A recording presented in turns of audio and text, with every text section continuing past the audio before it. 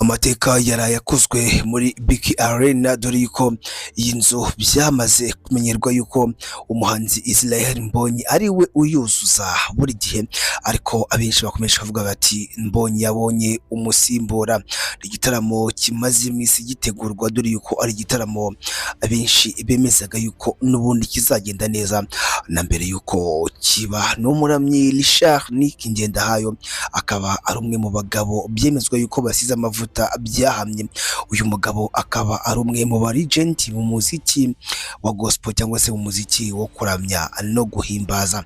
Ni concert yari yitezwe yuko byanga bikunda iza gukubita ikuzura, dore yuko abantu benshi bavugaga yuko uyu mugabo yarakumbuwe ni nyuma y'imyaka myinshi cyane. Uyu mugabo amaze iminsi cyangwa se amaze iyo myaka yose aba mu gihugu cya Leta Zunze Ubumwe za Amerika.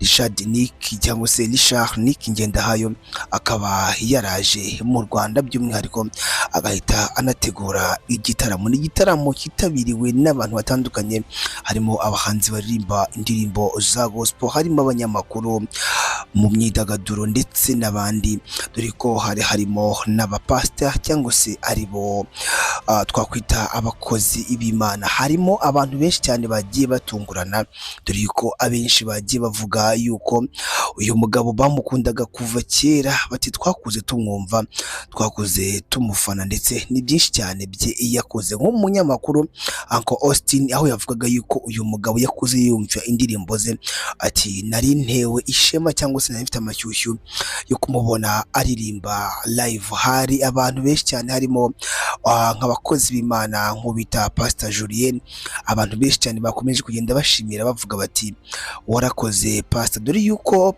uyu muhanzi yavuze yuko uyu mumama baziranye kuva kera, ati burya ntabwo mwari mubizi ariko Pastor Julien ni inshuti yanjye y'akadasohoka. Ibi ngibi byakomeje kugenda bikora abenshi ku mutima, ndetse bavuga bati wow, bati ibyo bintu ni byiza rwose. Muri iki gitaramo umuhanzi Israel Mbonyi nawe yarahari, ndetse n'abandi bahanzi benshi baririmba gospel, ndetse mu bice cyangwa se mu bice bigiye bitandukanye, itangazamakuru ndetse n'abandi benshi cyane. Ngira ngo uyu mugabo yemeje yuko ari umugabo w'umuhanzi kandi umugabo w'umuhanga.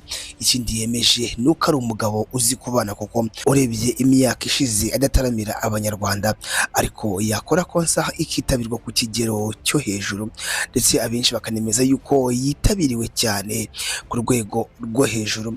Bakavuga bati yafunguye agashumi ka Israel Mbonyi, cyangwa se Mbonyi yabonye umukompeta. Rero nibyo kwishimira umuziki wa gospel. Byavuzwe yuko kera bajyaga bawukorera ubuntu, bakaririmbira mu nsengero cyangwa n'ahandi hatandukanye nta kwishyuza, ariko umuziki wa gospel umaze kuba akazi, umaze gutanga amafaranga.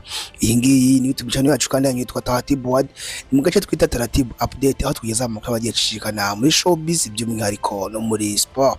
Genda udukurikira ku mbuga nkoranyambaga zacu zitwa Taratibu TV, Instagram, TikTok na Facebook zitwa Taratibu TV. Njyewe nitwa N Yusufu, duhuriye muri comment.